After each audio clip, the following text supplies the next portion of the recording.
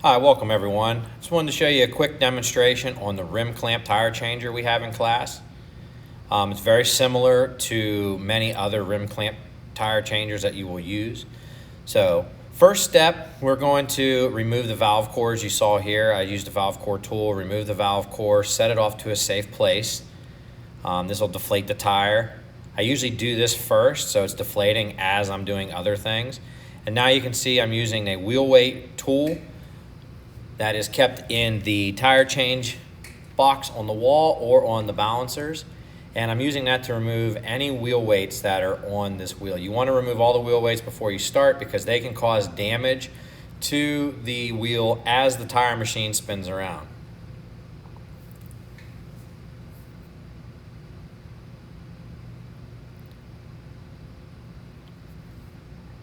Now next, we're going to use the bead breaker to go ahead and break the bead. Pay close attention to where the valve stem is. This particular tire does not have a valve stem with a tire pressure sensor monitor in it or a band type TPMS. But if you just get in the habit of making sure you know where the valve stem is, then when you do tires with TPMS, you'll run into less problems. So you'll notice I start by breaking the bead 180 degrees away from the tire pressure sensor or valve stem. This is okay unless it is a Ford or a vehicle that uses a band type sensor. They are usually mounted 180 from the valve stem. So always refer to the service information for the vehicle you're using to make sure. If you have any questions, just grab me and ask and I will help you out with that. Now we're going to, since this is an aluminum wheel, we're going to use those inside clamps that are going to clamp on the inside of the rim as you can see here. Get used to doing that on nicer wheels and aluminum wheels. If it's a steel wheel, I'll show you here in a little bit, you can use the inside clamping, but on an aluminum wheel, it tends to cause a little bit of damage.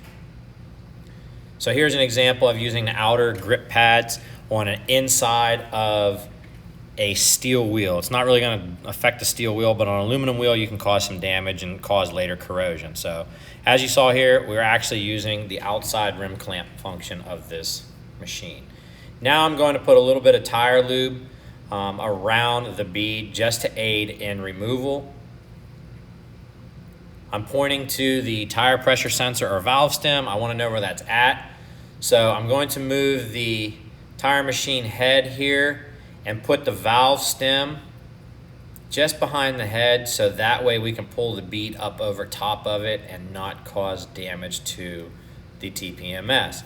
If we have this on the other side or anywhere else, as soon as we pull that tire down to the drop center point like that, the other side drops down into that low spot in the wheel and it would break the sensor. So as you see here, we spun the wheel off or the tire off. I'm bringing the TPMS sensor or valve stem back over to the mounting head so I know where it's at. I'm getting the bead up over top of it so I don't break it. Just like that, the tire's popped off.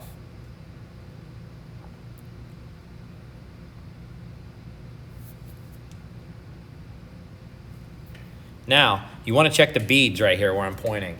The beads on the wheel tend to get very corroded, so we're going to either use a wire brush, an angle die grinder with a brown cookie disc on it, or I have various other abrasive pads here that we use. Be very careful on aluminum wheels. You do not want to use an extreme abrasive pad as it will remove material from the wheel. You don't want to remove any material. You just want to remove any of the corrosion on that wheel. Otherwise, it can cause a brand new tire to leak. The bead won't seal and you'll have tire leaks around that bead. So always clean it up till it's smooth. Remember, we're not grinding away at the wheel, we're just cleaning the corrosion off of the wheel.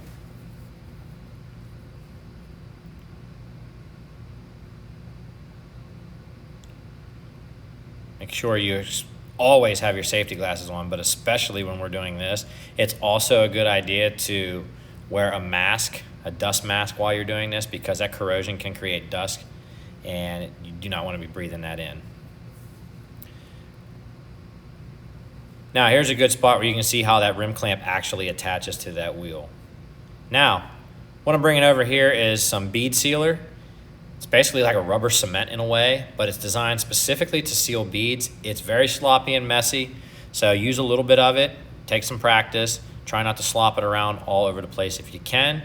If you do get it on something that you don't want it on, let it dry. Don't try and smear it off of there because it'll just smear everywhere. Let it dry. Once it dries, it'll peel right off.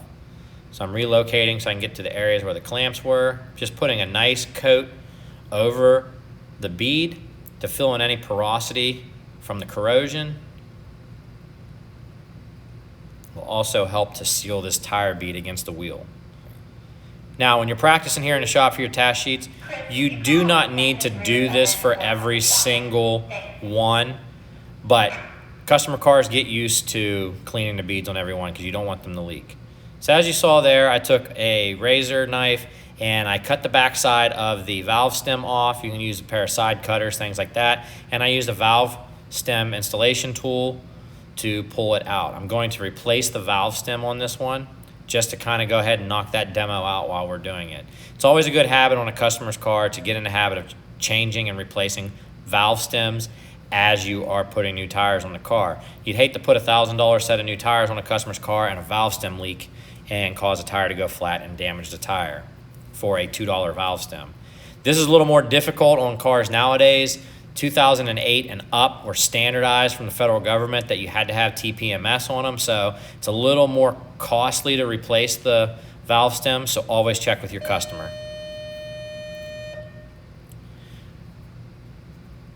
All right, so I'm going to put a little tire lube here on the bead, and we are going to go ahead and get this tire reinstalled. You don't have to go crazy with the tire lube, but be generous with it. There's no sense in fighting the tire on and chancing, ripping the bead. Now, I'm going to locate on this machine the TPMS sensor or valve stem at about the 7, 8, 9 o'clock position, somewhere in there, depending on the wheel and tire size. Basically, I say find your traction point, and your traction point is where the tire starts to grip the wheel, and always keep that valve stem and TPMS sensor ahead of that traction point as I'm pointing there. Now, I'm going to show you a trick using the tire iron to walk this around. When you're doing this, always make sure you make a fist. Notice I make a fist with my hand. I don't put my fingers in there because I don't want the tire to pop up and catch my fingers. So if I make a fist to push down on that bead as I'm going around, it's a little safer. Now we're going to hook the tire inflator from the machine up to the tire and try to seat the beads. But what we need to do first before we put air in it is remove the clamps as they are in the beads. If you had this mounted with the inside clamps, this wouldn't be a problem. But on this setup that we're showing you here today, you definitely need to remove the clamps. So be careful when you're pushing down on the inflator pedal. If you push it down halfway, it runs the hose to inflate the tire. If you push it down all the way, it activates the bead seaters and puts out a large blast of air. So be careful, all right? So we went ahead and set this tire to, about 30, 35 PSI. You never really want to go over 40 PSI when seating a bead. If you can't get the bead to seat before 40 PSI, come see me and I will show you some tricks. Now, I installed the valve core back in, and I'm going to top the air back off. And this tire, I'm going to set at about 35 PSI. It's a light truck, little S10 wheel and tire. Most vehicles, if you set them between 30 and 35 to get started to balance them, you're good to go. Always adjust your tire pressure to manufacturer's specifications.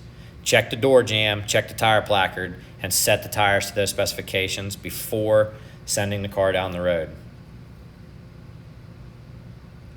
As this tire inflates, I forgot to mention, you want to keep your hands away from the bead as this tire will pop up and seat onto the bead. Always remember to install your valve stem cap to keep dust and dirt out of the new valve stem, because that can cause leaks. And there you have it. That is the basics of using a rim clamp tire machine. See me for any additional information. Check out our class YouTube page and go to the wheel and tire playlist for more information on these machines. Also, you can check out Hunter's Learning Channel on YouTube. It has a lot of great, useful information for our Hunter equipment. Thanks everyone for watching.